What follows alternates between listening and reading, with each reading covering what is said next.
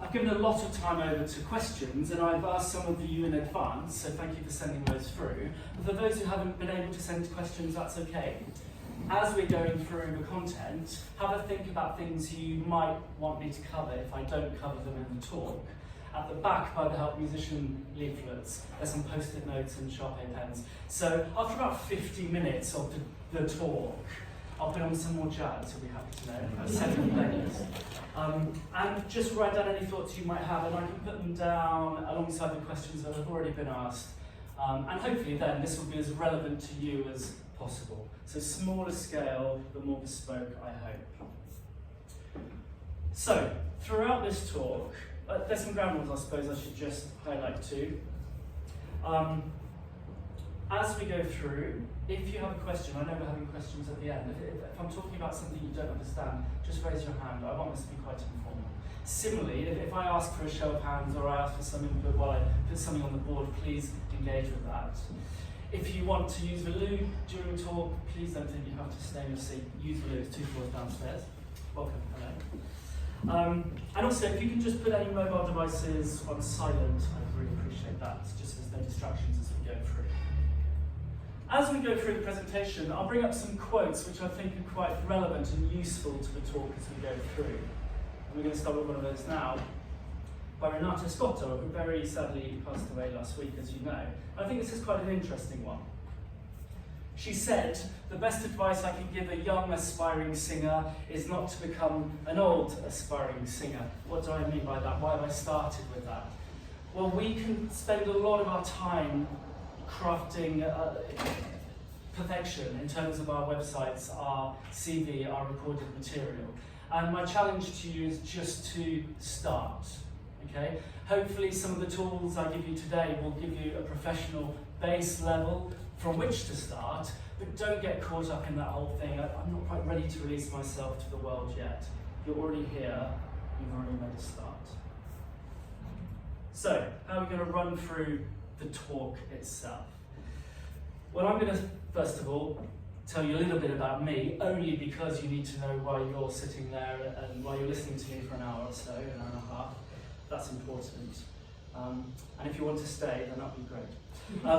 We'll then talk about, so that's the introduction. Well, then, I've come up with these first 5 steps to kickstart your career, or restart your career, whatever it is. Those are just starting points, milestones for you to think about. And then, specifically, I've got a shaky hand. I'll probably stop using that laser pointer.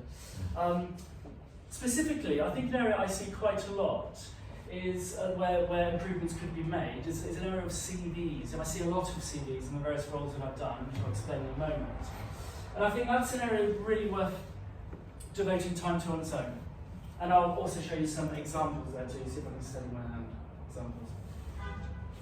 And lastly, we'll come over about an hour into questions here, and we'll start off with some of the ones that you yourself have sent in advance, plus any others, after a little bit more jazz. So, introduction. It was quite interesting, I was saying just before you arrived, there was some social media around this event. Hello, welcome. Hello. And it started off by saying Steve's got 10 years experience in opera management. I thought that's super, yeah, that's about right. Then I saw another post which said Steve's got 20 years experience. I thought, well, that's stretching it a little bit, you know. I've been singing before, but perhaps. And then I saw one recently that said I've got 30 years experience. And I thought, okay, well, I'm not that old. I worked in radio and television for, into my late 20s. But I always sang on the side, so I retrained at the RSAMD and sang for about 4 years as a professional singer, companies like Scottish Opera, Glastonbury Opera, Raymond Gubby of the Albert Hall, that sort of thing. And my husband is a singer too, and he's also a tenor, which is an interesting time. I was a tenor too. So it soon became clear that I wouldn't achieve the career I felt I wanted to as a singer, but you know, I'd had various other experience in TV and organising stuff beforehand, and I thought, well, why not move into opera management? This was in my early 30s, about 12 years ago. So these are the companies that I worked for. I started at Opera North as chorus manager, there for about 5 years, but then stayed for another 3 years looking after various small-scale tours and foreign touring, but also in their company management and casting department as well. For 12 years, I've been running Oxenford Summer School for Malcolm Martineau, and we have various masterclass tutors like Susan Bullock and Anne Murray and John Mark Ainsley, Karen Cargill, etc. So that's been the last 12 years. 2018, I relaunched the Leeds Leader Young Artist Programme, and then moved on to Grange Festival pre-COVID, although I'm back there now as company manager. But during COVID, I worked at Welsh National Opera looking after their chorus, and I also still currently fix the Opera Rara chorus for their recordings and their concerts in London. And hopefully, these are the sorts of companies, this experience is aligned to what you need, because these are the sorts of companies you may well be working for over the coming years, or at least, there's examples of, festivals, summer schools, song festivals, or national companies, whatever, that will be interesting for you. But also, during 2020, when lockdown did happen, I decided to set up an agency. It's something I was always very interested in doing. Having been a singer, it was always an enigma. Who are agents? What do they do? I'm still trying to answer that one. That's been really revealing. I've learned so much in the last 3 years already, and I can share some of that with you too, based on all this prior experience. And through all these companies, I've had the benefit of also working with these umbrella organisations. Opera Europa, when I was at Opera North, I went on a management training course 5 years ago in Spain, meeting colleagues there from across Europe, in opera houses across Europe. But also IAMA, the International Artist Managers Association. That's a useful organisation because it determines which agent represents which singer in what territories. That's a very useful thing. So if there's any disputes about commission, that sort of thing, then ordinarily IAMA would be the arbitrator. And OMI, the Opera Managers Association International, I'm also a member of. They set up in lockdown too, and specifically, unlike IAMA, who are a collective of agents who also look after orchestras and conductors and directors and all those sorts of things, OMI looks after, is a representative organisation of agents who look after singers only, it's a very bespoke thing looking after singers. And we had a conference in Berlin last year, Madrid this year, and Stockholm next year. I say all that because hopefully I can also share, although most of my experience is in the UK, I can share a little bit of context in Europe, and that's growing. We also have a WhatsApp group with OMI, so we have also, if we need a contact in Geneva or Vienna or something, we can just ask each other and that sort of thing. It also means that the singer's badly behaved, then we can tell everyone else. No, we don't do too much of that. But it's useful, because it's being an agent, this isn't about being an agent at Stalk, it's about you, not me, but it's quite a lonely profession, so that's a useful thing to be able to share ideas with others.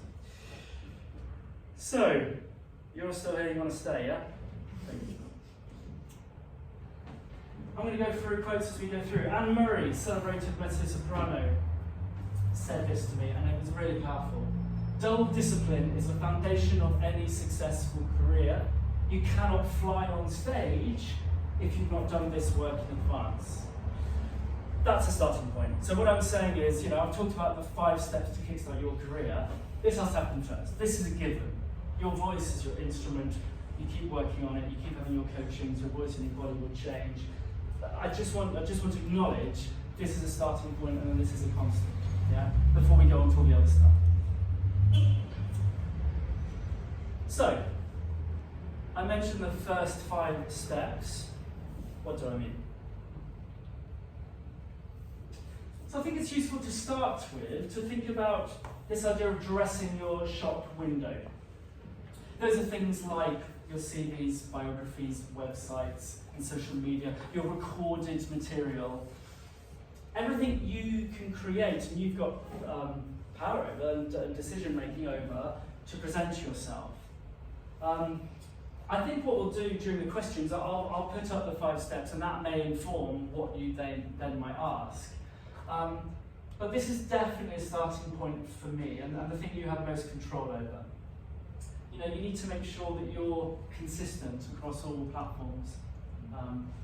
ideally, just small things, but ideally have the same handle on all your platforms. That's the @Phillips Management, for example, whatever it might be. Not having strange things with underscores for Twitter and then something else for Instagram or whatever you might choose to do. Try and be consistent where you can. And there's an element of, I think online particularly, your digital exhaust is really important. We all have personal Facebook accounts and Instagram accounts, we all have our socials. Just try and keep that separate, or at the very least just try and make sure that anything even on your personal account can't just be Googled, which may negatively impact someone's opinion about you.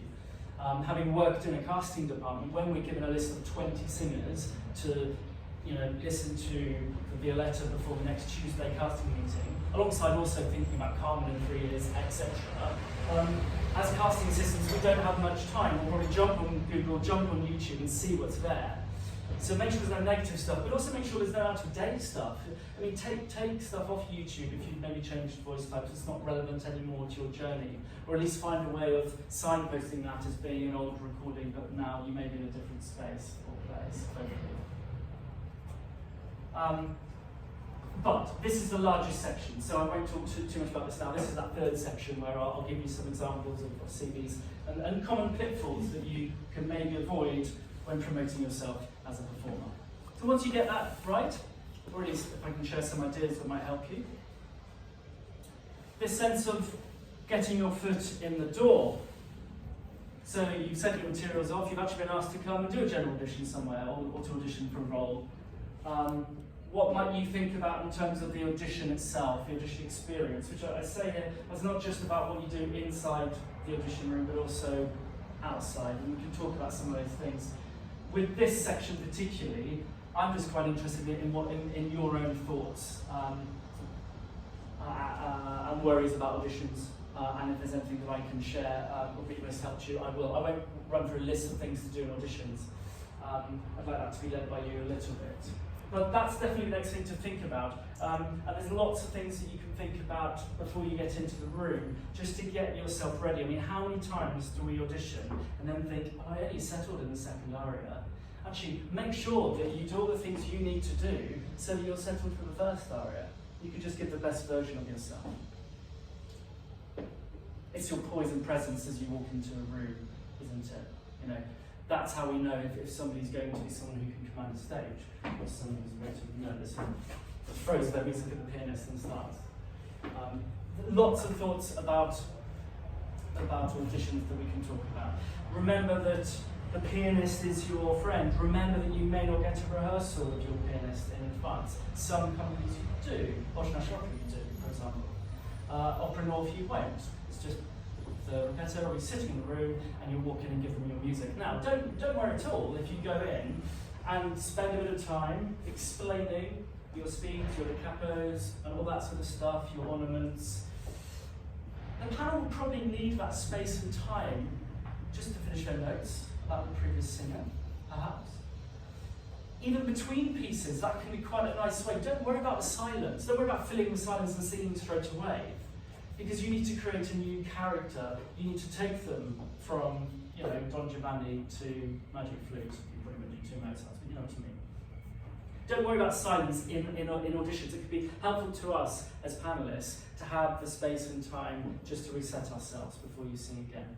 And I'd also imagine with auditions that, you can't choose the time slot you have. You may be 3:50 on a Thursday afternoon, which is just before the afternoon break, and we're auditioning all week. And at that time, I'll tell you, we're square-eyed in terms of all the singers that we've seen and heard. We want everyone to do the best they can when they come into the room. But you need to take ownership of that a bit. We may be absolutely exhausted thinking about the break that's just coming up. You need to know that that's your 10 minutes, and you need to absolutely own it and just pit us against the wall. Make us believe in what you're doing. The first time they've ever heard that aria, we've never heard Debbie Annie at all, have we? But you need to sell that. But there's loads of stuff about auditions. I want to be led by you with that. But yeah, that's getting your foot in the door to start with. And once you've done that, how do you keep the door open? How do you keep contact with companies? how do you act when you're working in companies? It's a small world. We all work in, I mean, as you saw from the places I've worked in lots of places, there's lots of crossover, isn't there?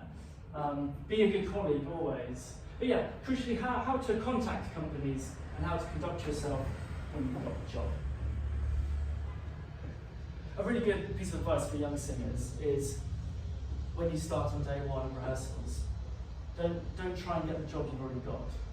You know, they've employed you, you're there, so just work. You know, don't try and press. You know, that happens a lot. Because ultimately, particularly with contacting companies, it can be very overwhelming working in a busy casting department in terms of the level of work that you're casting, where you're placing for jump-ins, all sorts of things. So be aware of that in the decisions you make about how you make a contact, and we'll share some ideas with that.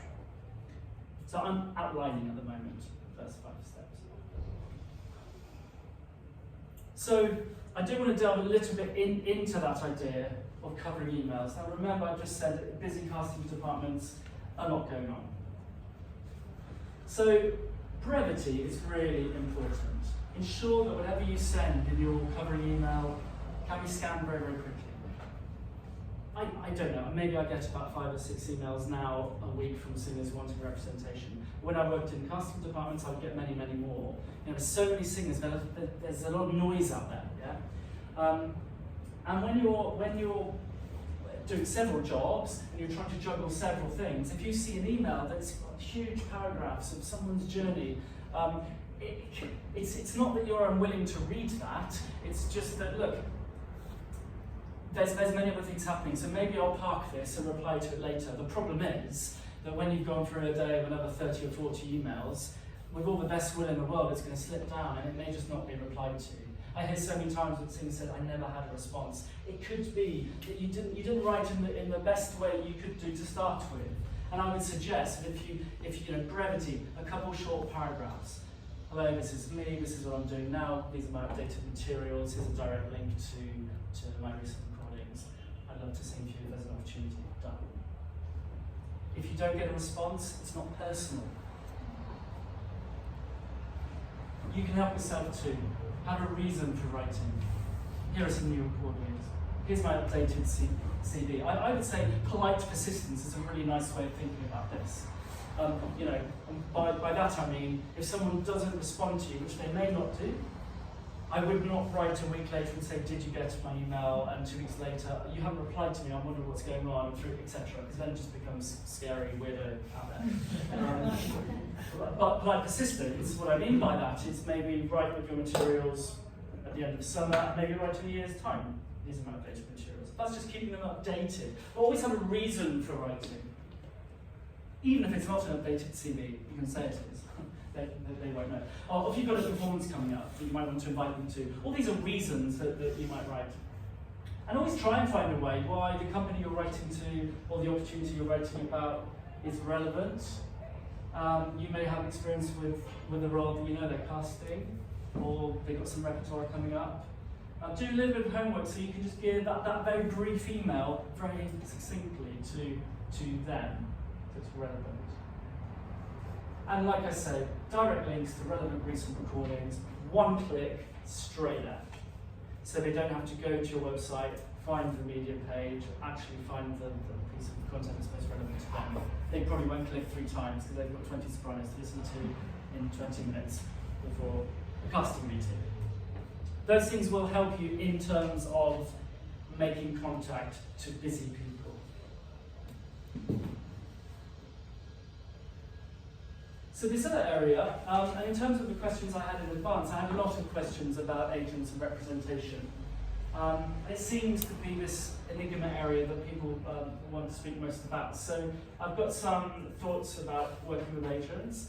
There was an interview I did with Audition Oracle, I think probably back in February, which addresses some thoughts around my experiences of working with singers, so you might want to look at that. That's on their blog and news section. It's now a couple down because there's been some more people interviewed since, but that's quite, you may find that useful. So yeah, the pros and cons of representation. There are pros and there are cons. It's not It's not, you know, the magic formula, you get an agent, suddenly you work. Far from it, actually. So we'll talk about what should you consider if signing with an agent, and how will you work with one more crucially. And is it right for you at that time? And if not, maybe you don't need one then. There's a lot we can do ourselves now as singers. So let's just pause there a minute before we go on to the fifth step in terms of agents, because this is, I know it's a big area. One of the questions in advance was, what do agents do, which is fair enough. I would say these are the standard expectations that you could expect from an agent, someone working on your behalf.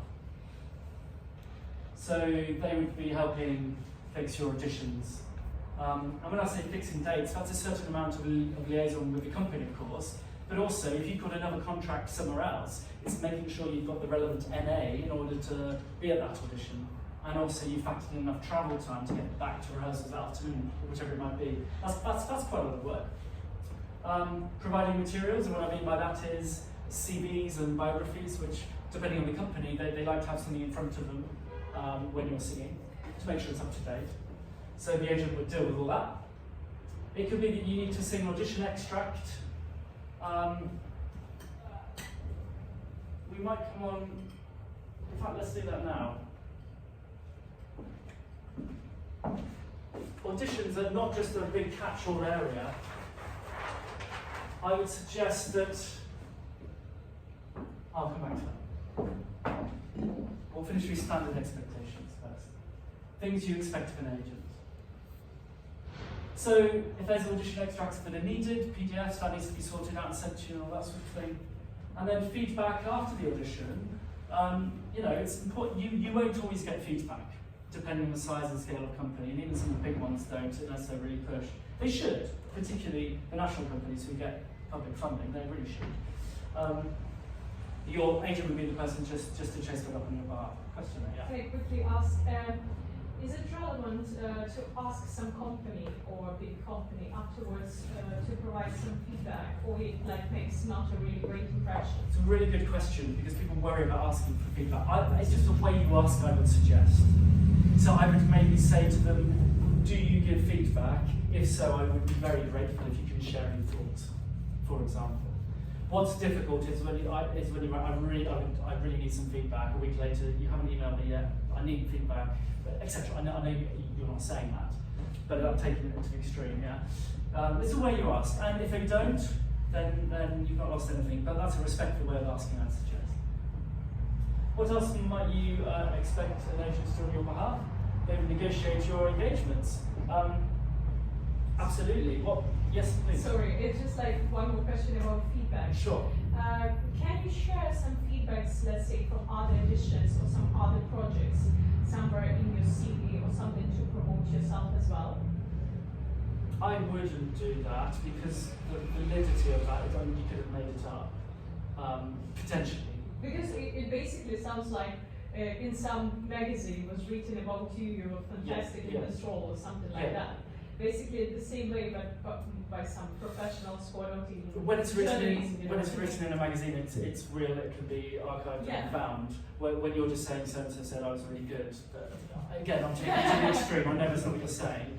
It loses its validity a little bit. Also, there's a school of thought I would suggest, even with reviews on CVs, some people just don't like it because, you know, is it Nadia? Yeah. Nadia's the best soprano in the world. Say you had a review that said that,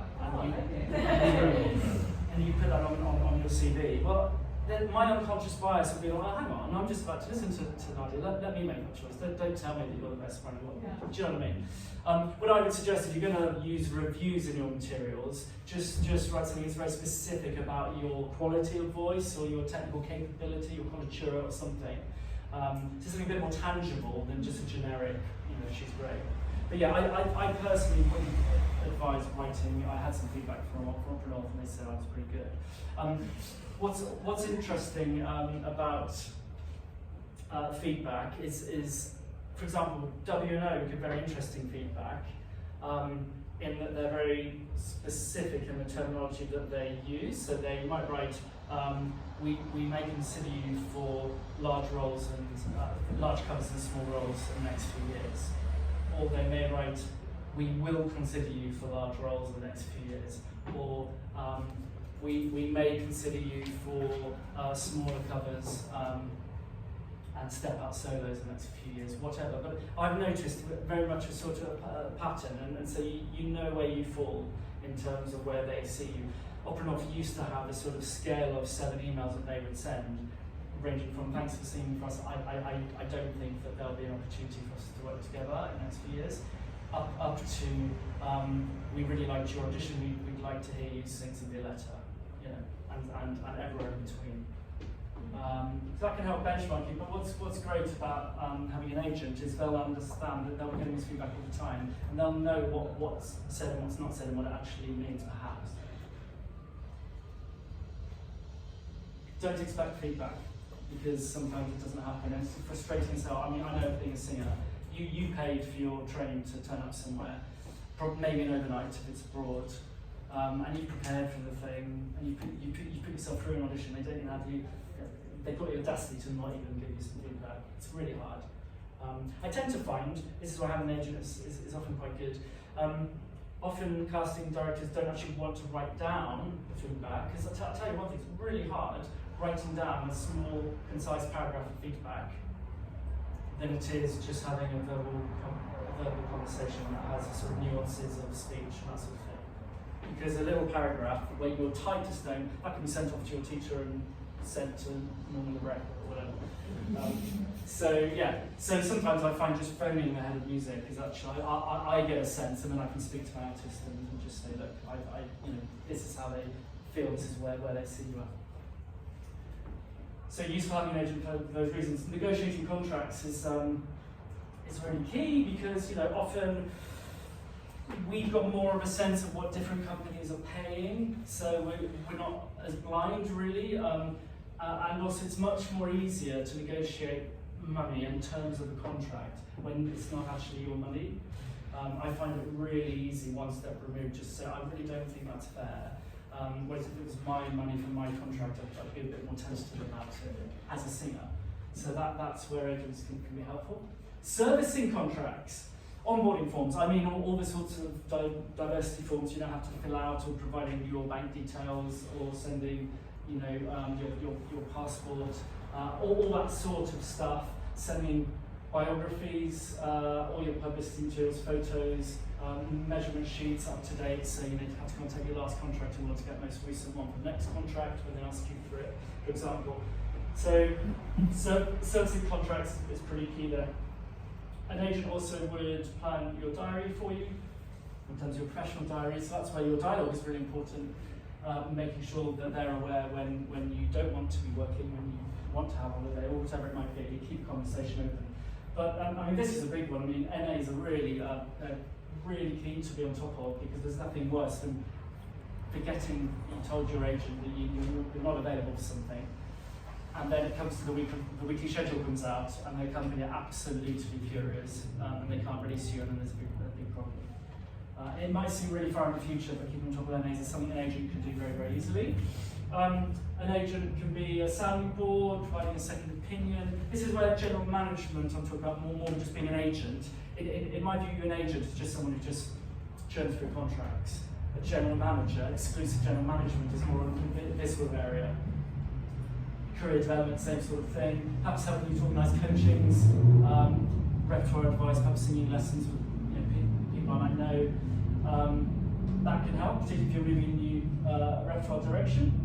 And also attending performances, meeting casting directors on your behalf, which when you've performed, you're not in the right headspace always to have that level of conversation about what next, which an agent can do.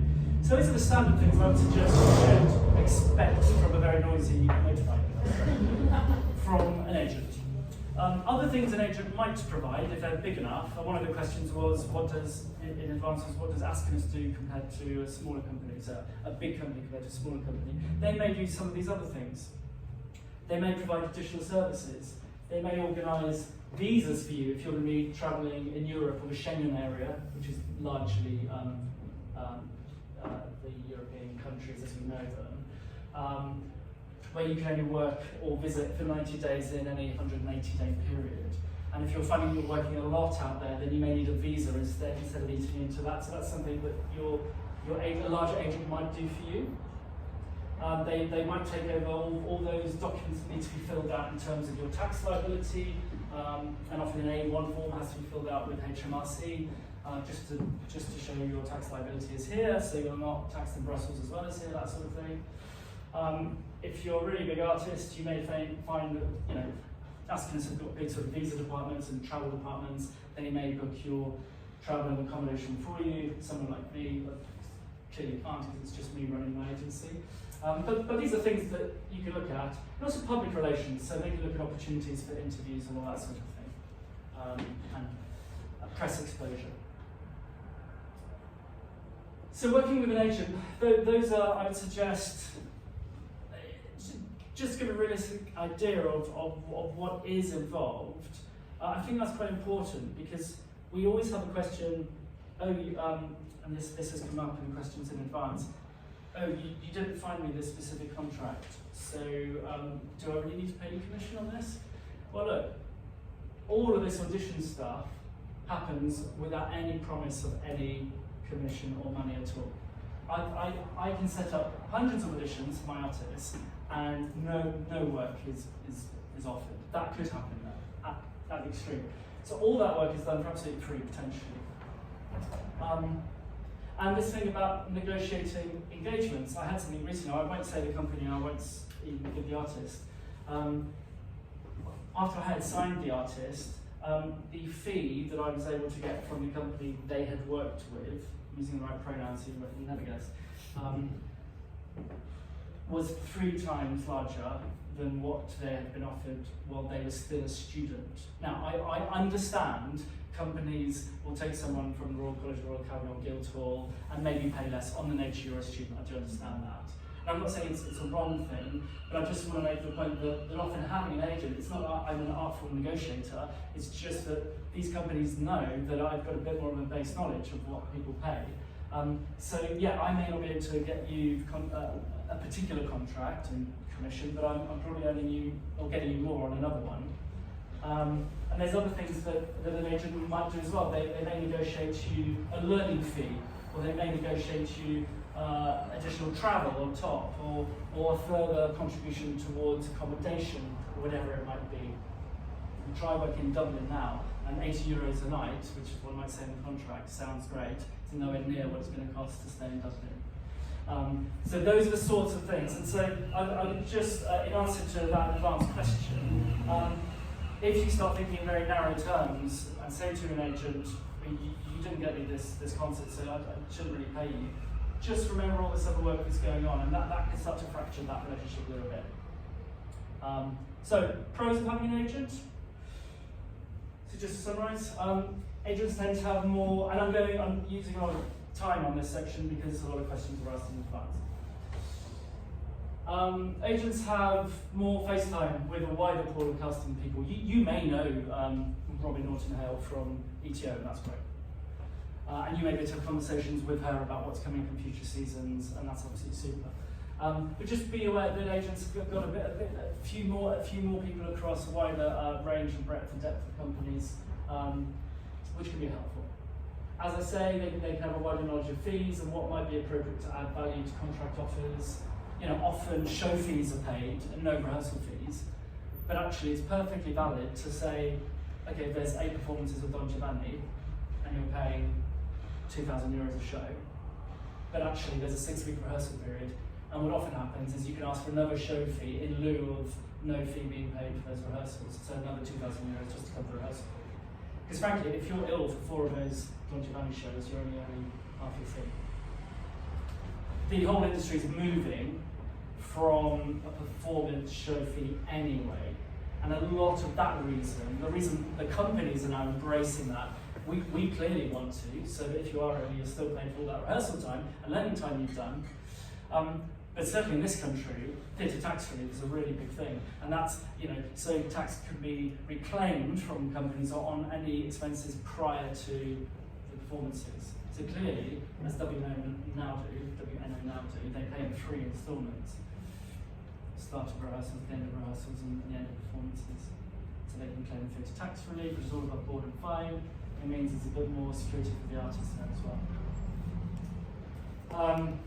Yeah, this is an interesting one. An objective position to turn down contracts is something I had recently. I've had to a few times. I've had to turn down contracts. And that can be really hard. If Scottish Opera have offered you something that's really quite good, but you've been offered something better with Opera North, that's really hard for you as a singer to turn around to Sarah Jane and say, I'm going to do the one, because you feel you're going bridges and all that stuff. As an objective, one step removed person, I can say, look, clearly there's more shows here, there's a slightly higher fee, she hasn't done this repertoire before, etc. So that's quite a powerful thing which you don't have if you're dealing with your own contracts. And an informed role as a supportive sounding board, I would always have the backs of my singers, and they know I'm not just blowing smoke at their ass, apologies for the turn of phrase. That if there's, if I say something that's controversial, comes from a good place, but an informed place as well. So having an agent is we're talking about the pros at the moment, having an agent. And also companies often think, and this is again unfair, but they often think that singers have already been through shortlisted, they've already been through a process in order to be put on a roster in the first place. There's definitely a school of thought about that. So it's much because of that huge pool of singers out there who are very credible and able to work now. Sometimes companies just think, I'm going to go with someone on a roster because clearly they've already been picked up from the pack. That's not. I'm not saying you cannot work if you don't have an agent. All I'm saying is the pros of having an agent. And this is unfair, and it's not actually true. I know a lot of singers who are extremely good. I can't take them on because I've got my own capacity issues. But it doesn't mean they're any less good than the singers on my roster. So it's unfair, but it is out there. Companies often think they're much more likely to get a reply from an agent quickly, and often that's fair. Even if you're a singer and you're a really good administrator, which a lot of singers now have to be, please be that. Please reply quickly and all that stuff. But even if you're a good administrator, which some singers aren't, by the way, so this is a fair comment, but even when you are, you might be in rehearsals for 6 hours, and then going off to do an audition in the evening and travelling between whiles, and therefore you can't respond to an email for about 13 hours, by which time, if it's a casting inquiry, it could be too late. So often companies think that an agent will get back more quickly, not all agents. Again, it's similar to the point I said before about having an objective position to turn down contracts. I know various casting directors find it easier to give me feedback than directly to the artist. And also, that's really important, because all they see is what's in the room at that time. And it might not be fair to say to the singer how they felt, because that's so isolated. It doesn't take any context into account. If I get some feedback that's particularly challenging, I will often reframe it I'll be honest, but I'll reframe it for my singers in a certain way, knowing their journey and where they're at. Because I don't think it's going to be helpful if they read something blunt as that. From 3 people who've heard them for 8 minutes at 3:50 on a Thursday before break. It's not fair if that damages your confidence for the first 6 months. Yeah? So I think companies often find that much easier just to speak to me and give me feedback, and then they often say, look, you take what you need from that and then speak to a singer. And it's much easier. Also easier to negotiate money, as I said before, much more objective. And this is what I'm finding more and more, when relationships are developed, companies trust suggestions from agents. Often now I'm just phoned, if someone pulls out something, Steve, do you know anyone? I need someone quickly. Particularly I'm finding actually with younger voices and developing voices, because I tend to get around a lot more actually than casting directors can do. Certainly if they're based in Leeds or Scotland or Cardiff. So it's, have you heard recently? Often that does happen quite a lot. Is this no cons? So cons of having an agent. Well, really, there's only one thing I wanted to say here, and that's please don't sign with an agent just because someone makes you an offer. It's really important you have someone working for you that you trust, you can have those very difficult conversations with when you're feeling at your lowest. It's better that than having an agent who doesn't work for you. And I've actually had an experience working in a casting department where said agent, will not give their name, had a reputation for never putting anything properly in writing and just wanting to have a quick conversation about things. The problem is, often casting is done about 18 months, if not 3 years in advance. So by the time it comes around, 18 months, 3 years, when the actual production's happening, the people who negotiated are gone, So there has to be an email thread, what was agreed. And so this said person would never put anything in writing and always just phone, and then 18 months later would say, I never agreed to that, etc. So we always make sure that things are put in writing. And there was one time we all sat on this island, this island, we all had our own computers, and this agent would just phone each of us, and none of us, or 4 of us, picked up our phones.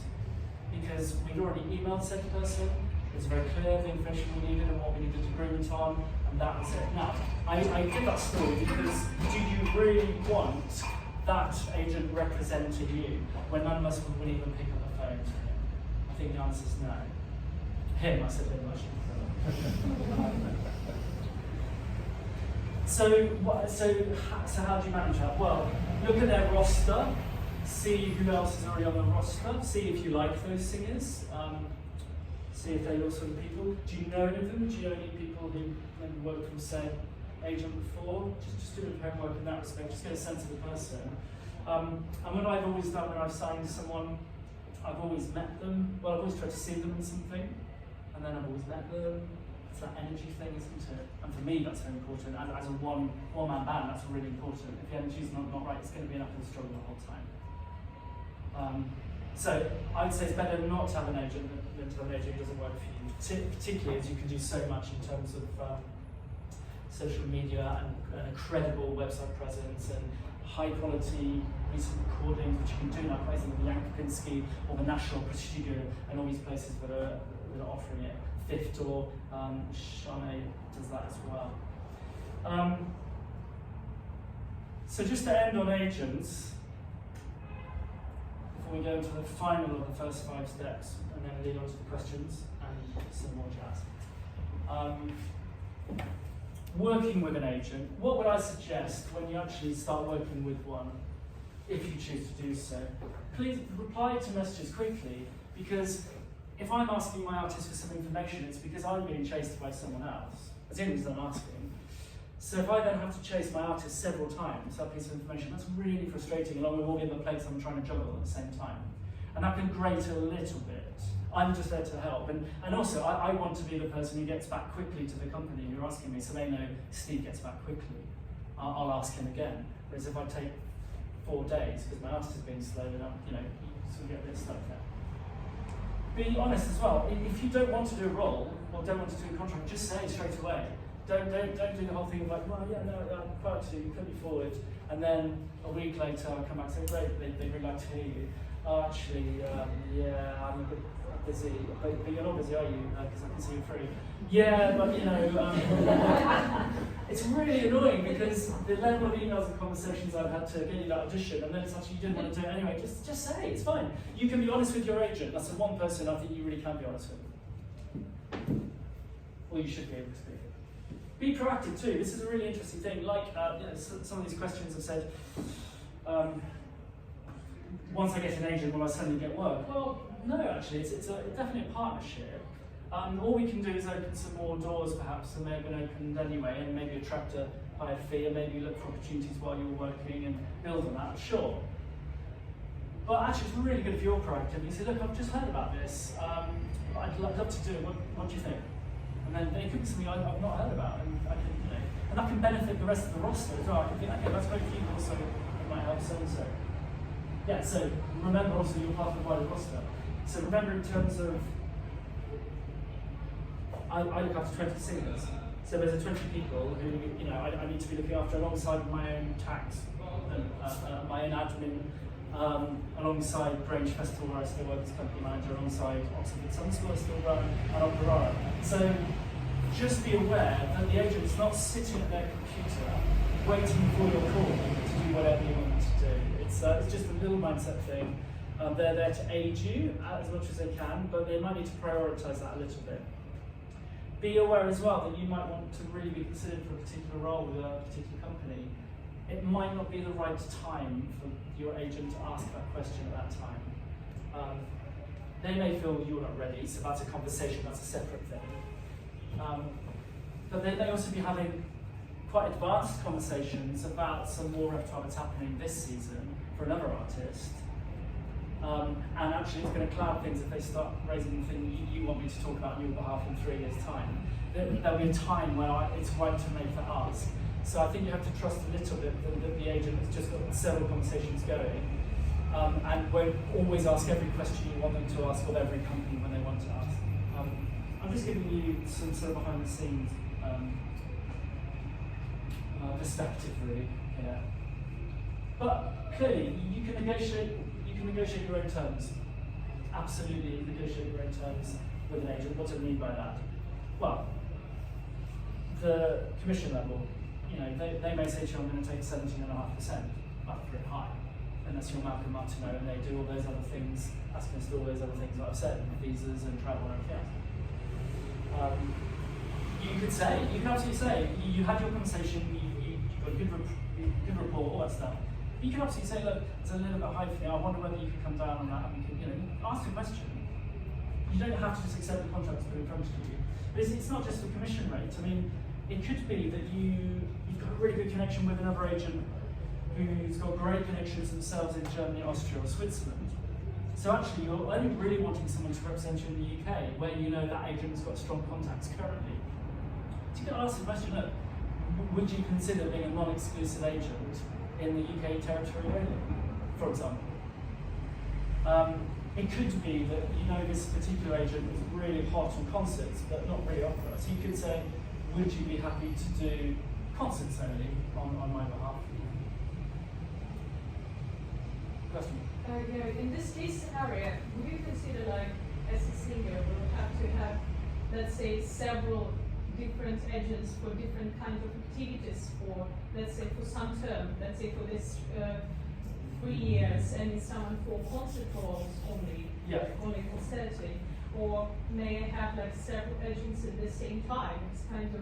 You absolutely could do that, and that's more common in Europe, where you might have 4 agents in Germany who've got really strong links with the houses in different states and regions. That's the agent in the sense of the sort of, I'll get you work, I'll get the commission, I'll do the paperwork. You have to decide whether that's what you want, which can really work, because they've got those really strong connections, they've got their finger on the pulse probably much more than a general manager. What a general manager will give you are those extra sort of support and conversations in career development and all that sort of thing. I personally, and I've tried this, it doesn't work for me to work with a singer who's got another agent. It's very simple reason really. It's not because the other agent and I can't have conversations and work together amicably. It's because who deals with the diary planning in those terms? So let's say you're doing a contract in Zurich, and that's being dealt with by the other agent. Then I'm looking after your interests in the UK, and Peter Catton at the Opera House says, I give an audition on the 18th of September. Who contacts Zurich to ask for an NA for them to do the audition at the Opera House? Is it probably going to be me actually, but is the other agent going to be a bit snippy that I'm sort of getting involved in those discussions with Zurich maybe? Or there could be several conversations happening. Contradiction, yeah, exactly. And even there could be the same conversations happening at different times, which means that things are sort of agreed, but they can't happen because they clash. So I think, from my point of view, this is only personal, I prefer the general management, exclusive general management, so that I may not be able to open as many doors as quickly, but at least there's more of an overview. But you absolutely can negotiate terms if that works for you and the agents you're working with, which is more common in Europe. So you have several agents for either different territories. It's quite usual to have maybe an agent in the US, for example, which is a very different market to Europe. And maybe Constance only young. But these are choices. So this is just the thing, you don't have to accept the contract to put in front of you. And the last thing I'd say is just always maintain mutual respect and act with integrity, always.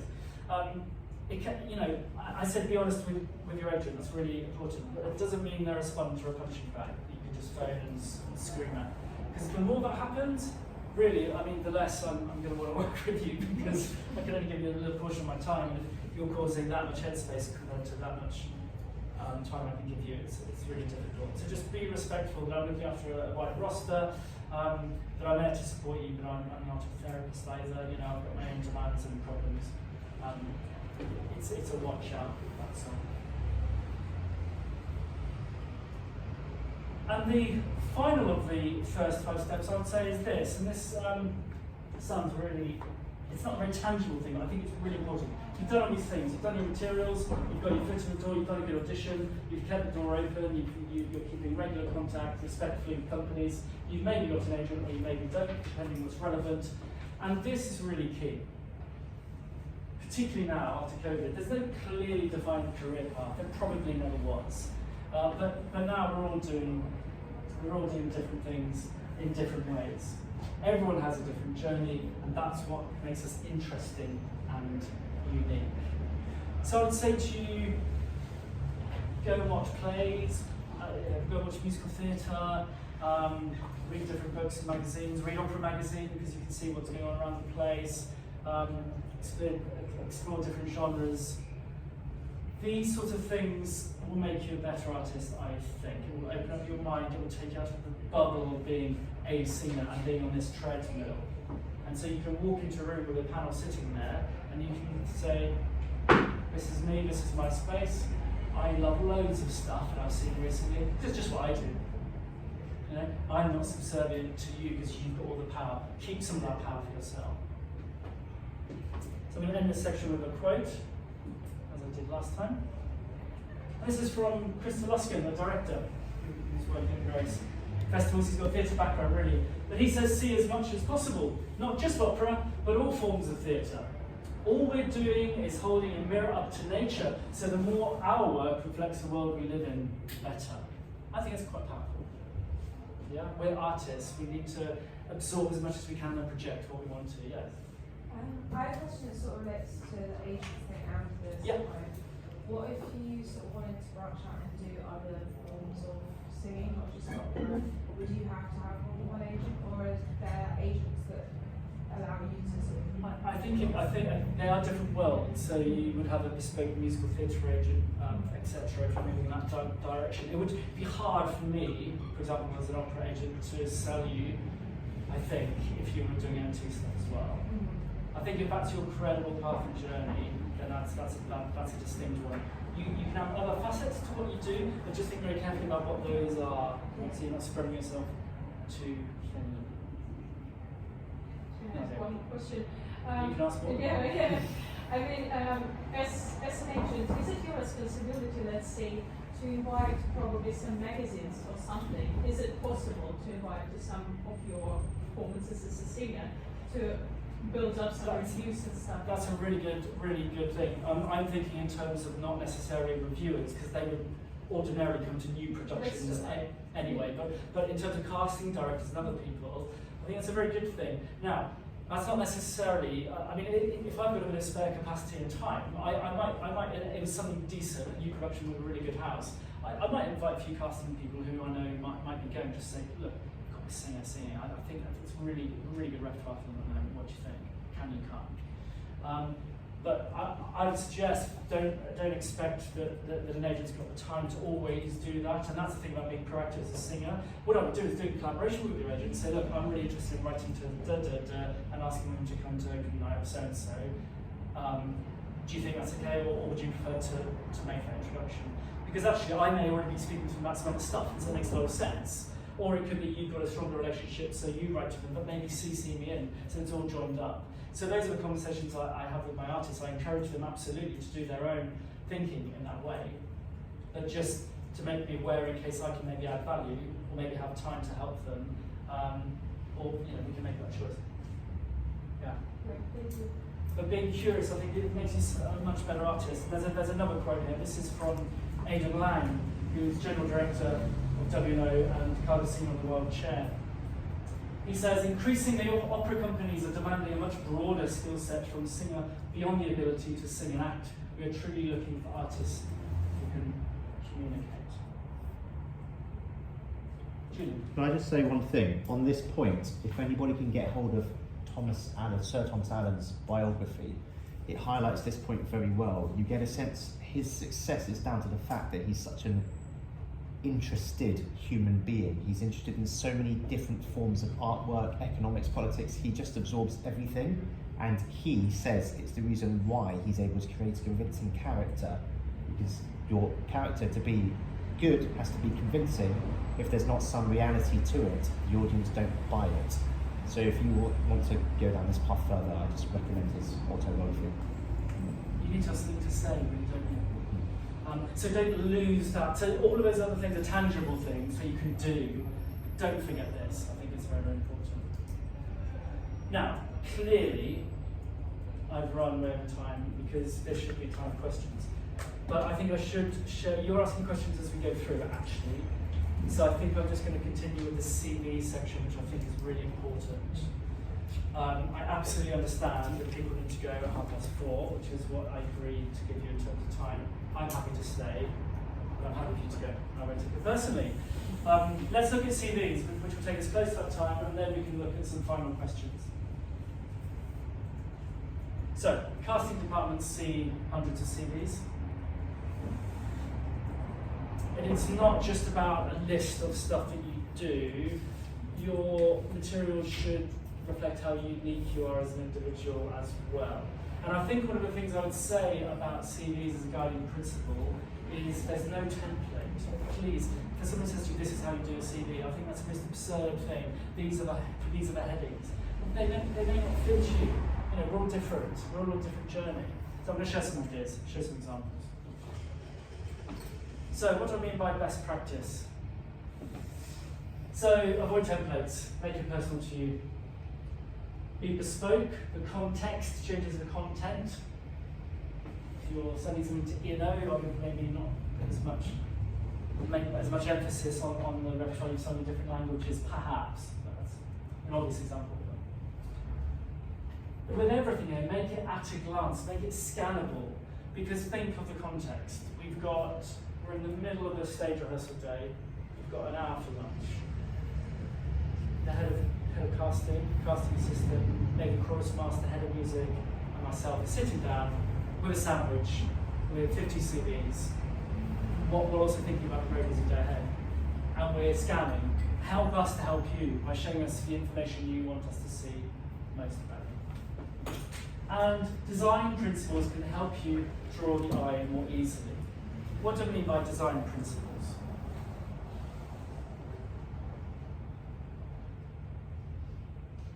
This isn't very clear, is it? If we've got 30 seconds to look at your CV, I know this isn't a CV, it's a slide.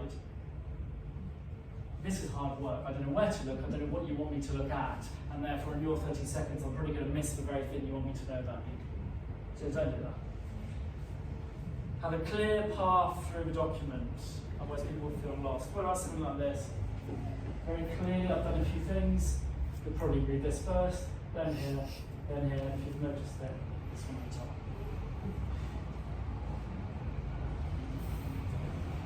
So there are 4 principles I think are key. One of those is contrast, and you saw that with the contrast of hue that I showed you just a moment ago. There's repetition, and what I mean by that is ensuring there's a repetition in the content choices you're making, how you lay things out. Spelling and accuracy are really, really key, of course. But repetition is really, really important, so that when I'm also on a panel and I'm glancing down at your CV, I'm not staring down at this huge document, lots of ink on the page. I'm actually looking at what you're doing, because you've given me the tools to know how you lay this thing out. You've been repetitive, you've shown me where to draw the eye, and I can quickly glance and then look at what you're doing. All the stuff you practiced to present yourself as a performer. Alignment is really important for exactly the reason. You'll see here, and I'll show you some examples. There's columns here, make it easy for me to scan. And proximity. What do I mean by that? I mean the headings. So the headings that you choose, which might be different according to where you are, They can be anything. There's no set template, like I say, but the proximity of information to other information can really help tell your story in the best way. And I'm sorry that the acronym for this is CRAP. CRAP. You will remember that now, which is why I did it. So I'm going to show you some before and after CVs. And it will just take me a while to find those on my computer and bring them up, just to enhance some of those points I've just made. I'm going to do that. Take me a moment.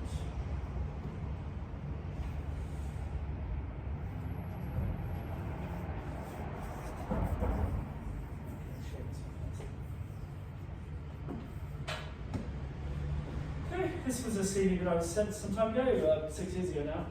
Photos, fine, isn't it?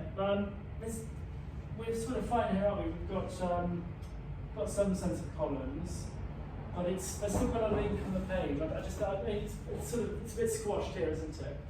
I'm not sure you really. I mean, remember we read in Western cultures from left to right, so I don't think the most important thing should be the dates on the left-hand side. I think you can stick that on the right. You know? Really, the roles are the most important thing, aren't they? Yeah, we've got various headings here, which is great. You can choose whatever you want, like I say. It's quite a lot, isn't it? Spell education wrong here, which is not a good thing. So just avoid things like that. And then there's sort of a lot of space. There's nothing there. So it's a bit strange. So we had a little play with that. So just remember what that may have looked like. In fact, we'll do this. Go to 2 pages, yeah. That's a sort of sense of what that was like before.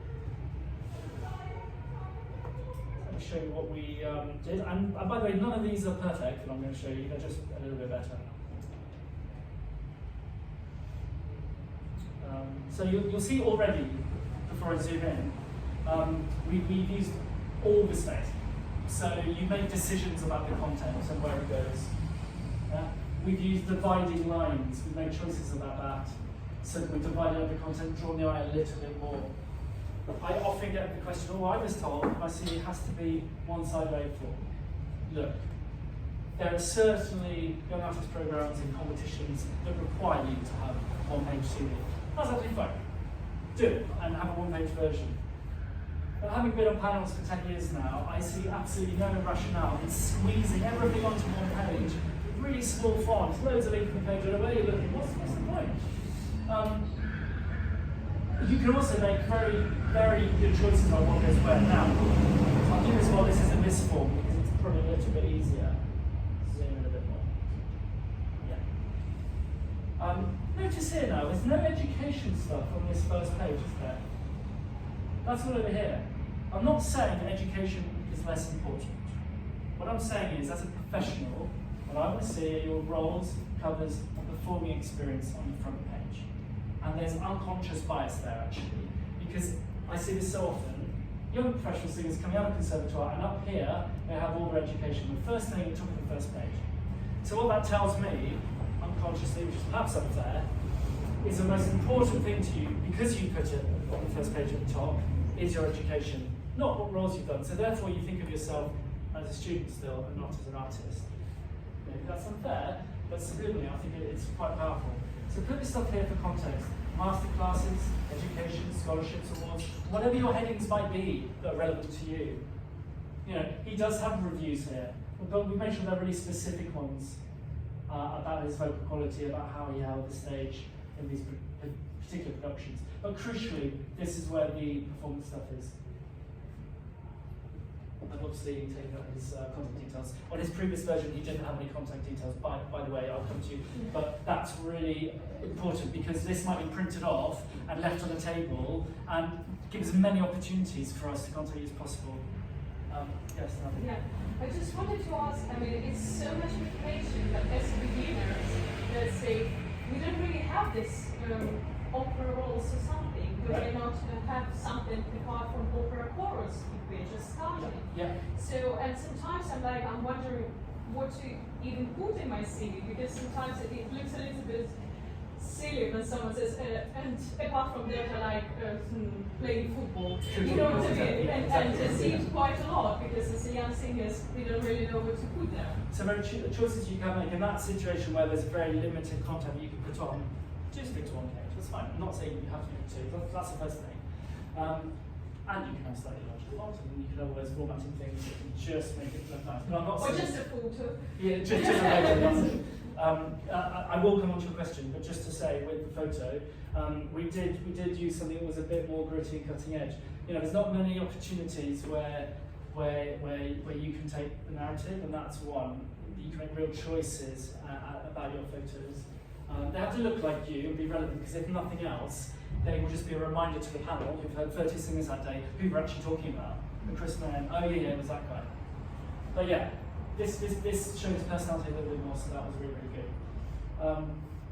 I think there are things that you can add. Now, I know I said don't put education on the front, but if that's all you've done, then clearly that's okay. Clearly, you may have done opera scenes. You may have won conservatoire competitions, or at least been highly commended, or whatever it might be. You may have done roles for summer programs or for very small companies where you weren't paid. But you know, performing experience. I'm not saying don't put education, but anything performing-wise is really, really important here. And equally, you can put anything that's relevant in terms of languages you might speak, perhaps the contents on the back page, perhaps other skills that you might have in terms of acting or whatever it might be. What about career gaps? Because I had a spectacular career gap. I was actually a manager and an artist manager for 7 years. And I've managed to sort of incorporate that into my story. Yeah. So how do you deal with gaps and changes? Because it does happen. It absolutely happens. And it will happen now. Some people have been sort of bowed out of things because of COVID. Yes, well, I think it's always happened, either for caring responsibilities, I don't just mean children, but parents or whatever it might be changing voice type or whatever. You may have had a nervous breakdown. It doesn't matter. It could be anything. Life does get in the way. I think what's been a real levelling experience is COVID, because we've all had a gap. I feel now gaps don't have as much stigma attached to them as they may once have done, and fairly so again, because we've all had to experience that. So what I'd say, which brings me on to the next point, here. Now remember what I said, that this needs to be at a glance and scannable and all that stuff, yes. But what I really like is using what I call a biography paragraph. It's not a biography, it's very short, it's this.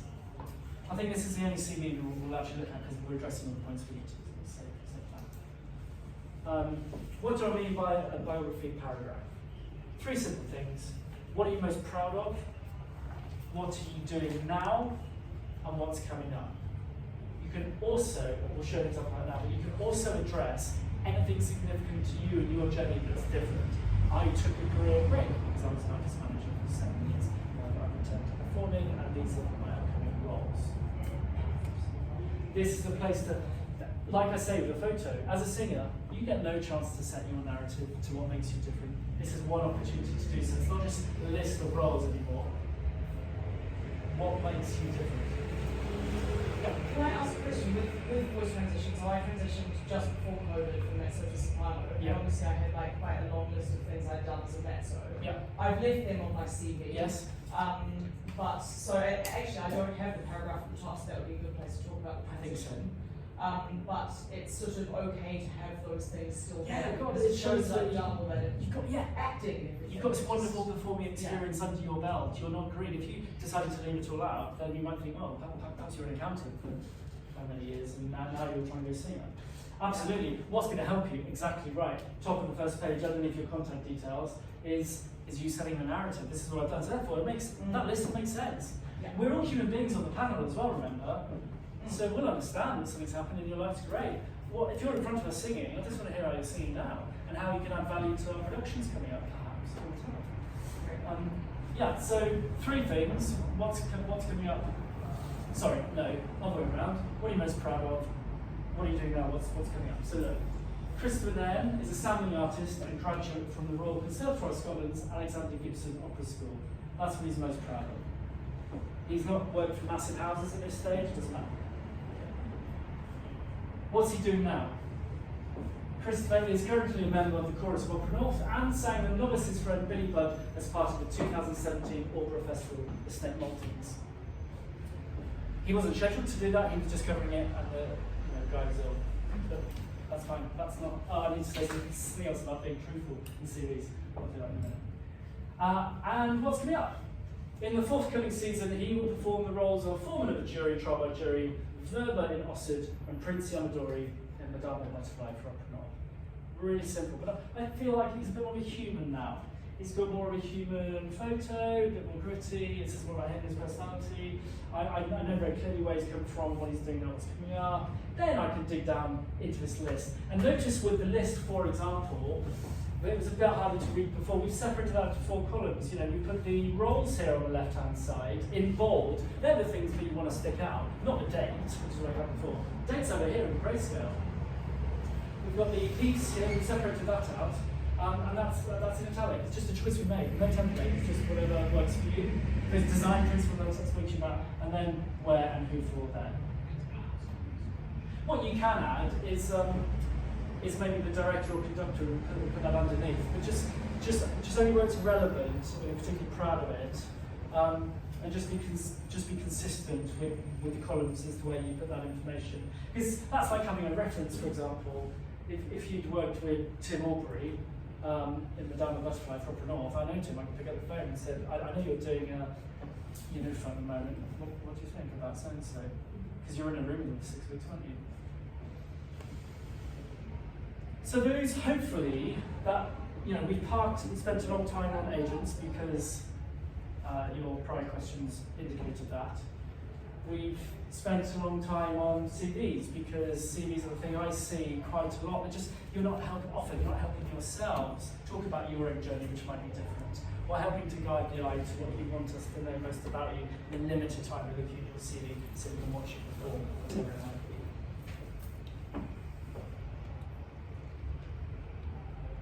So I won't go through the other 2 examples because we're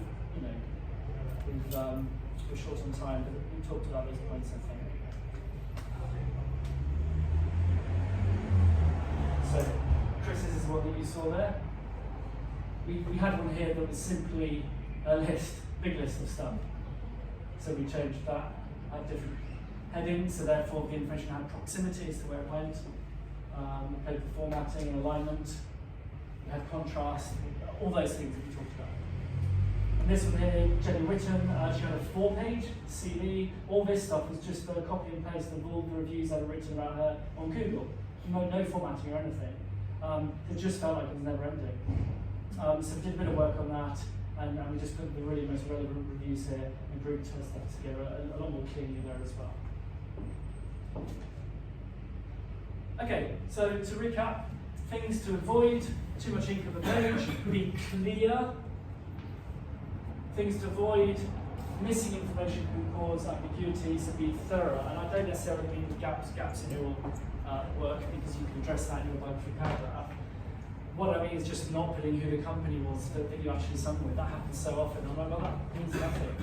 If you sung Rigoletto, that's great. Who's it for? Your parish church? Great. I mean, good actually. But it's good to know that, because if information's missing, then it's a bit ambiguous, and we might just book the person who's actually sung Rigoletto, because we know whether they've sung it. I'm just looking at Julian in the back, so I'm saying Rigoletto. Typos and misspellings, I mentioned that before, but that totally can indicate your thoroughness in preparing a role, can't it? So be accurate. That little accent in the for example, and the lowercase t in Traviata, for example, that stuff.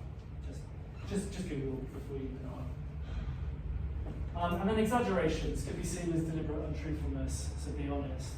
That does actually happen. Now, look, thing is, yeah, CVs, you do want to not stretch the truth. Like the example of Chris that I gave. He was never booked to do, not his friend, but he did do it. So that's sort of fine. I was on some auditions recently, I won't say where, and the person sitting in front of me said that I can't even give the exact example, it's really long because you know where to work that. They basically said that they were doing a role next year. Now, one of my artists had just been booked to do that role the following year, but I hadn't signed the contract. So I was sitting there, listening, and I was thinking, when's the break? Because I need to phone said company and find out maybe something's changed. It hadn't. Said person was covering said role and had decided to put that they were doing it. Now, I think that's stretching it a bit too far because that is actually untrue. And actually, it caused me a little bit of anxiety. I phoned the company. I didn't put them in it. I will speak to that person because I know them just say that sort of thing just become a small world. So, exaggeration, stretch for truth, but don't break for truth. Is that good enough? Maybe not. But don't forget, list those opera-related skills, the languages, if you play an instrument, that's very interesting, it shows you're a real musician. I'm a singer, right? Dance and movement training, theatre experience, all that stuff. It's really interesting context. We may be doing Debreuil that has that circus scene, and we may want you involved a little bit in that. It's good to know that you can tightrope walk if you can. Save your CV as a PDF. That's just all that lovely formatting we've talked about. These choices you've made, like, contrast, proximity, repetition, etc. If you do it on an old version of Word or a new version of Word, and someone opens up their computer in a custom program with an old version of Word, and then it scrambles it all the columns are out of sync. It's horrible. So very simple. But save the PDF always, attached to any CV you say, any email you send. I would always use your name, voice type, and date in the file title as well. This is just from my experience of booking people, fixing people for Ferrara. I need 12 sopranos, 12 mezzos, 12 tenors, 12 basses. It's really helpful to me if you just say your voice type in the title and I can group you easily. That's an administrative thing. There's no harm in it. And the date, I just know it's a recent CV if you've done that. Your CV, you may have a master CV that has everything on that you've ever done. Probably not, but you keep that just for you. And then whenever you send something to someone, just make sure it's updated accordingly relevant to them, it's bespoke, according to what you want to draw out most. I would also add put the date in the title. It's very handy when I was managing. If I updated something, the date goes into the title. Yeah, absolutely right. Really, so key. So your name, your voice type, and the date in the file title itself. Things can be separated and moved around once. And clearly, keep your materials up to date. So I'm going to end this section with another quote from Christine Chibnall, who's head of casting at Opera. She says, "There are many ways to cast any role, and all directors will be looking for different things. I have therefore always endeavoured to put a selection of singers in front of the director." I say that after the CV section because your CV should be rich. It should show all those things about you that may be different, that may be what the company are looking for. And she's been casting for 40 years. So that's a useful insight. I just wanted to talk a little bit before we come on to questions. Something I was going to do earlier, I didn't do, in terms of agents and the contacts they have with companies. And just to give you an idea of the sorts of conversations that might be happening. So we might be wanting to raise awareness about singers on our roster. So I'm just going to write awareness. That's, I would say, the first level. So that would be putting forward singers for general auditions.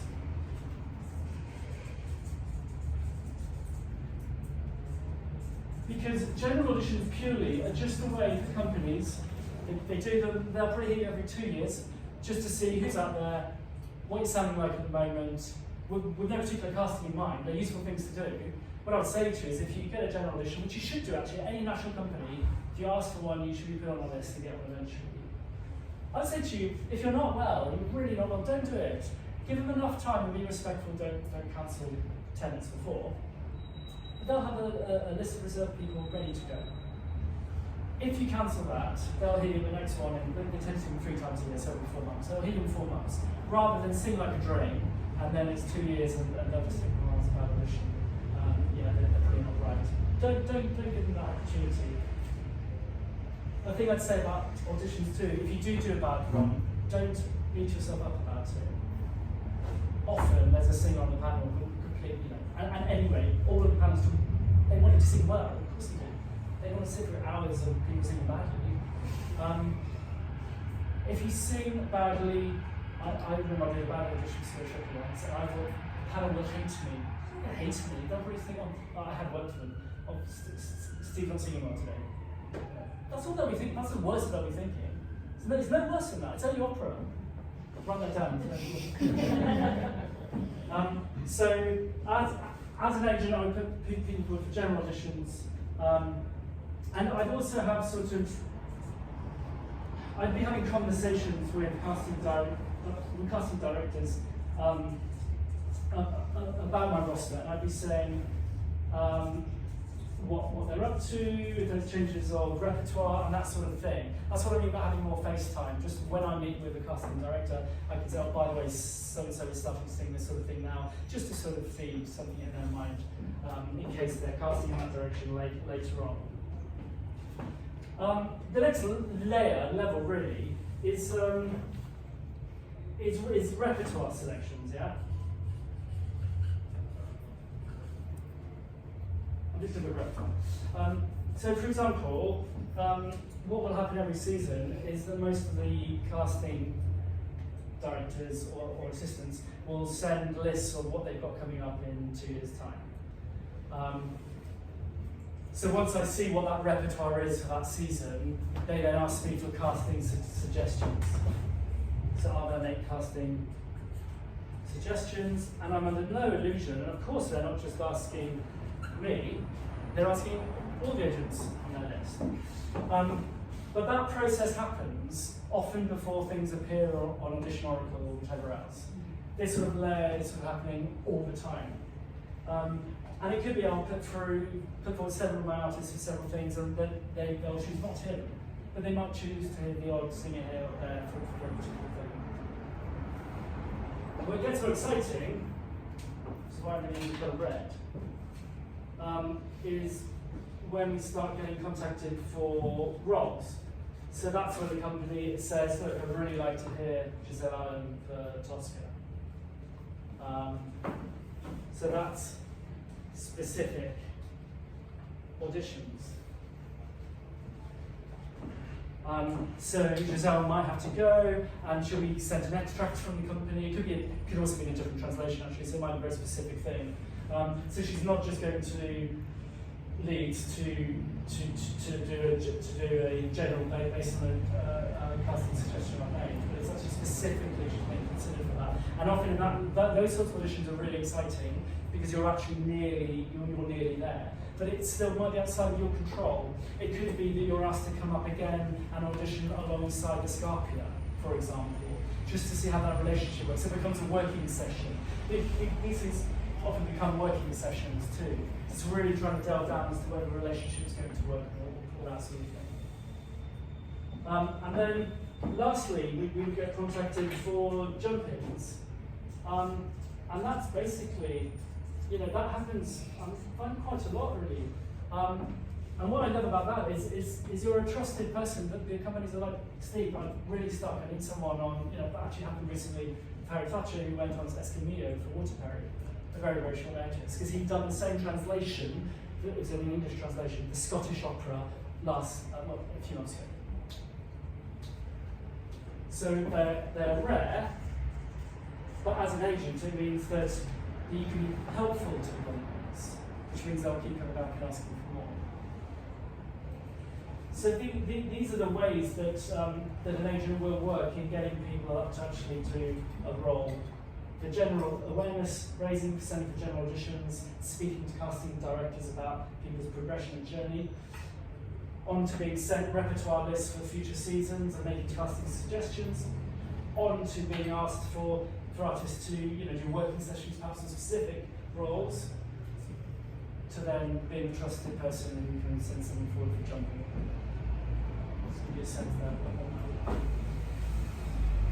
So look, I hope a lot of that was helpful. I've now fulfilled my bargain, it's 4:30. I just want to show you, I'm not going to go through all of this because a lot of it's been answered, but you'll notice I haven't put on that final section of Be Curious because that's sort of a bit tenuous. But you'll see that there are most questions there in advance about seeking representation. And I hope I've answered a lot of those. I've tried to as I've gone through the presentation. If there's anything I've not answered, please let me know. What I was going to do at this stage was play some jazz while you all wrote on post-it notes and put them on the board, and we all did a very creative thing. But as it's 5:30, if you have any questions about any of these elements, please do let me know now.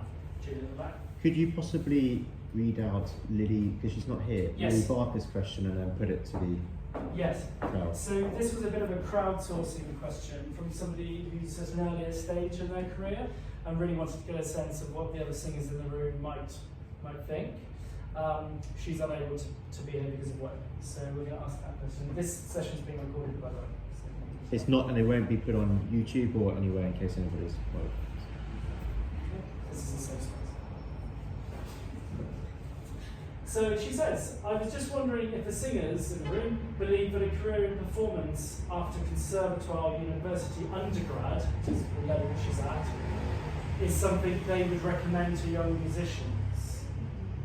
I'm mainly curious as it's something I'm deciding currently, either doing a master's at a conservatoire in performance or doing something more academic still.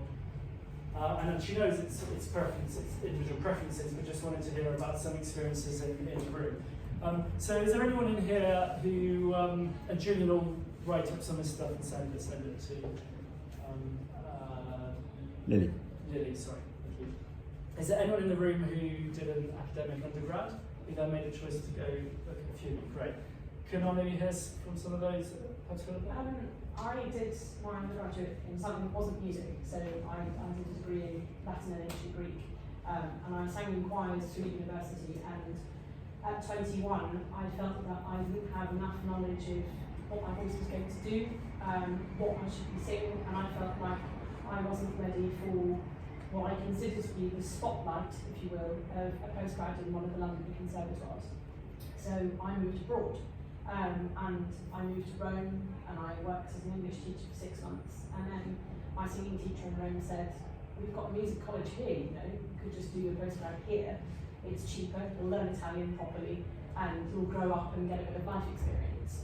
And so I ended up staying in Rome for 4 years, and then I came back and started freelancing in 2011, that dates me, 2011, and I've been freelancing ever since. But for me, starting in something that was not solely music, and also having that time in a different country and that time away, and that extra time to mature vocally but personally as well, if that doesn't sound trite, was really, really critical for me.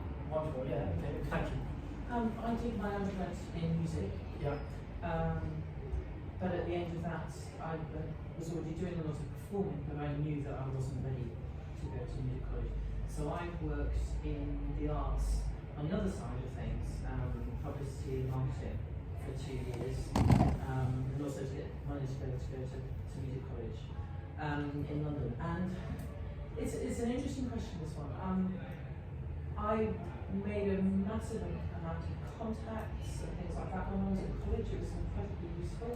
But I would say that the most important thing you can get after contacts is who you study with. I mean, I have to say, I started learning how to sing when I left, and I know everybody says that. But I had a wonderful vocal coach who taught me an awful lot of repertoire, but I didn't learn how to sing. And so, from my perspective, I think knowing who you are going to study with and what you want from that is key. And going that little bit older meant that I made the most of every opportunity that I had because I knew what it was worth.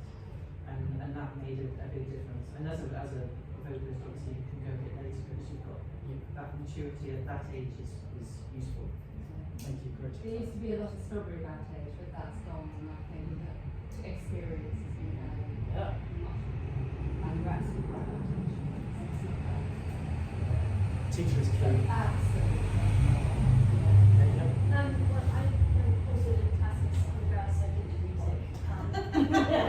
All the best in history, obviously. But then I did go to the conservatory system, so maybe that's like relevant here in that I was saying she should be aware that maybe that's not the end. That's not the success point, because you will still be 4 years behind everybody else and catching up the whole time. and also it will be a complete culture shock. I would say going from an academic environment, I would say, universities generally are a bit more varied in the kind of people who are going to them and what those people's aims are, and going from that into a conservatoire environment can be a serious culture shock. It's like singers who go to the pub, they'll only speak about singing. It's unbelievable.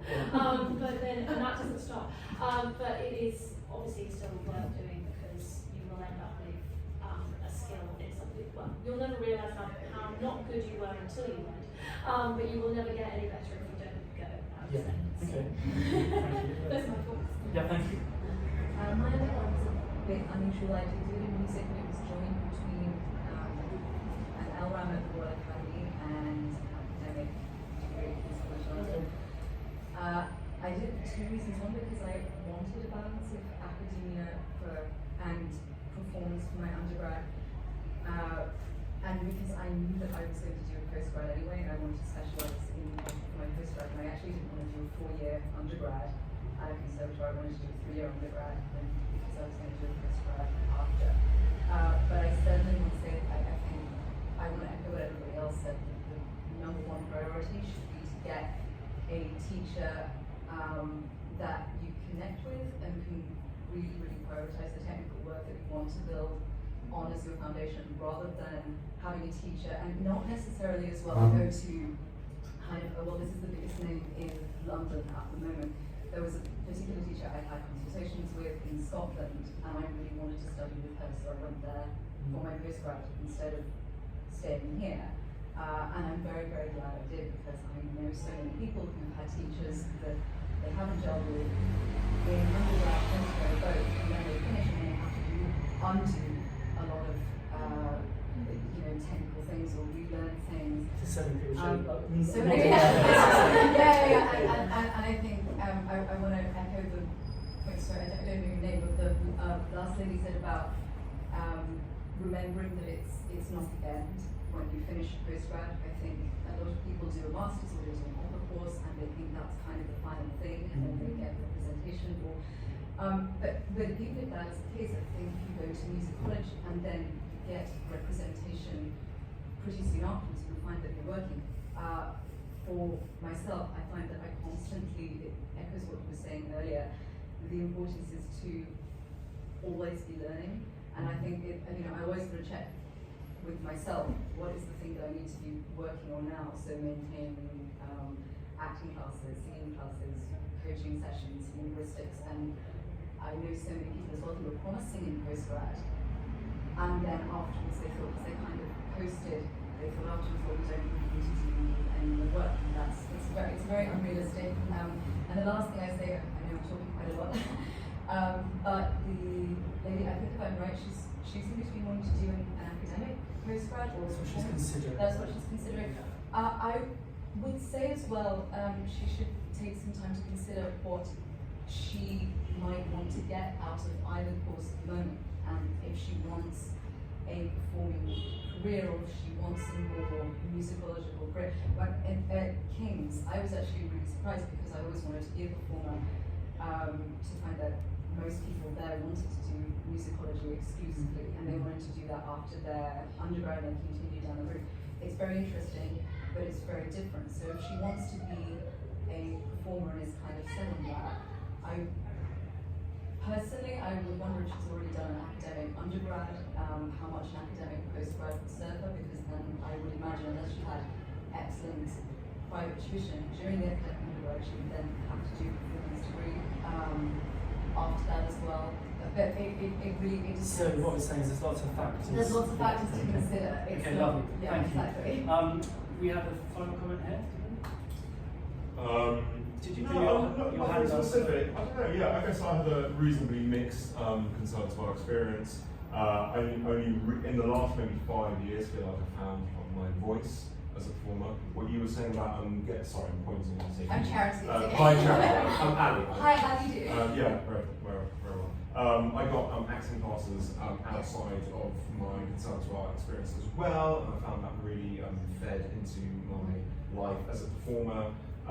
But while I haven't achieved a lot of things that I maybe hoped I may have done at this point in life. I love my life, and I do lots of different fun things. I run music workshops. I've got just a great variety. I do lots of horror singing and fringe theatre. So I think embracing variety is something to anticipate. So there's lots, I think, Lily, to take away there. Julian? Can I just make one final point? Yeah. Is that any educational institution, and this applies to conservatoires, I think very much so for reasons I'll get to, none of these institutions are perfect. If you go and you do a postgrad at a conservatoire, you can't expect them to do the work for you and to give you the training and the career. You have to show willing, you have to turn up. This is something you learn later on in life, maybe, but it's good to know this before you go. So you have to show willing, you have to start practicing those good professional habits when you're there. Talk to the teachers, talk to the coaches, develop positive relationships, because if you don't show willing, they'll forget about you. The opportunities won't come your way. You have to be making more than 50% of the effort. Because I think, especially on a master's course at a conservatoire, they will treat you as an adult and expect you to behave like an adult. And if they don't see it, it's a very competitive environment. You just have to be able to get in there, do the work, and if you don't, the opportunities will go to other people. And that might be slightly different from an academic course where you're slightly more guided through the research and the material, and that's it. Okay.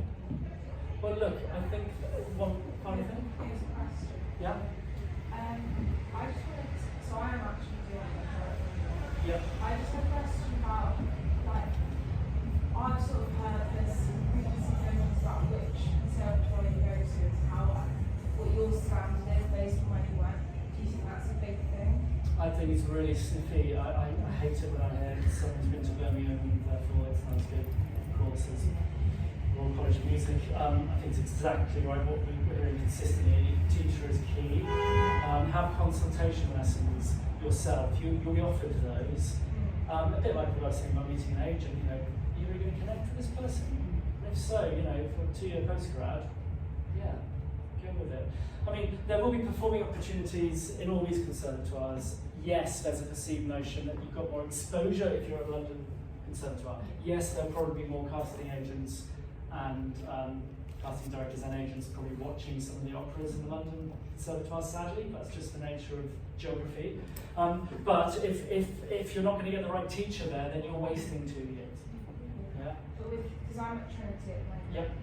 I'm sorry to say that about Trinity, but it's an old, long-standing thing. It's not something that I believe. I think it's because I find that when I say I'm at Trinity, people don't necessarily consider that the same as at Guildhall.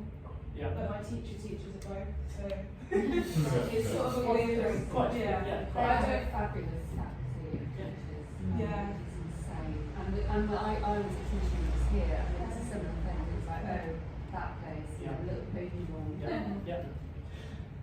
Teacher's key. I mean, are you wanting to stay at Trinity, or are you thinking of you want to make I it? don't know. That's sort of part of what my question is. I think Okay. Trinity is excellent. I love it. Yeah. It's just whether it would then I would be putting myself in a better position to. Postgrad is just the next step. It's not the end. And so if you're doing great things at Trinity with your teacher, stay there is my first piece of advice, because then you can go on and spread your wings. There is something to be said for going to a different place. It doesn't matter where it is, but then you have different influences, and you're not in the same safety bubble that you have in, you don't always have the same performance class in the same room that you're used to. So that's not about status of institutions, that's just something different. But if it's working for you right now and your trajectory is going really well, just stick at it. Only you really know that. And maybe speak to your teacher and your advisors as well. So look, just to wrap up, we did actually start about 5 to 7 minutes late anyway, so we're not doing bad. But just to end, we've looked through these first 5 steps, but remember Anne-Marie's comment at the very start. The dull discipline, actually, the stuff that you're doing now at Trinity in your undergrad, that's the dull discipline that will see you through your career. Once you've got that, we can move through these areas of making sure that your materials are relevant, recent, consistent. There's so much more I could talk about in these terms. We only have a short session. Think about all the things about auditioning. One piece of advice about auditions, often we think, have this audition on Friday, it's terrifying, and you spend the whole week thinking about Friday for the audition. Why not plan, this is positive psychology, why not plan to meet a friend and watch a film, watch Barbie after the audition? So you're going through the week thinking I'm doing an audition, but then I'm watching Barbie, it's great. silly. But plan something nice to do after the audition, is what I'm saying, and then it's not as scary. Then keep the door open, know that these casting departments are really busy, but be professional in how you act at all times, because in many companies that I've worked in, you know, a repetiteur in one place will be the assistant head of music in another place, and will be a conductor for a small festival, and who may be on your panel in a few months' time. So don't be rude to them because they're just repetiteur. I'm not saying you would, you're all nice people, but it does happen. Very small world, conduct yourself well. Representation may or may not be right for you at the stage you're at right now. There's a lot you can do yourself, but if you do choose to work with an agent, make sure it's the right one for you, because it's hard to end the relationship once you've started. And lastly, be curious, be an interesting person, bring that artistry to what you do. I've got 2 more quotes, and one of those quotes is over 2 slides, there's actually 3 more slides. Here we go. Malcolm Martineau, song accompanist. You need to make sure your emotions are real. The singer must find something relevant within the text themselves, otherwise the audience never will. You know, so what I'm saying is do the DOL discipline, do all the 5 steps, but actually find something real in what you're doing yourself. Don't just replicate your favourite recording. Be unique, be individual. And this next one over 2 slides, I've just added now because I think it's absolutely brilliant. And it was on Facebook, so it's in the public domain, but it was in response to something someone had written about how singers act towards each other. And I just think it's a really nice way to end the session. If we could all stop viewing the profession as a pie where someone else might take our slice, we would all be happier. Being a singer is not an extended singing competition with a big prize at the end. Being quietly happy doing our thing as well as we can do it is the prize. So is enjoying other people's achievements and opportunities. That was Rachel Nichols. And I just think that's absolutely wonderful. The conservatoire mentality doesn't always help in that regard. But work through those steps, end with this mindset, and I think you've got wonderful careers ahead of you. Thank you very much.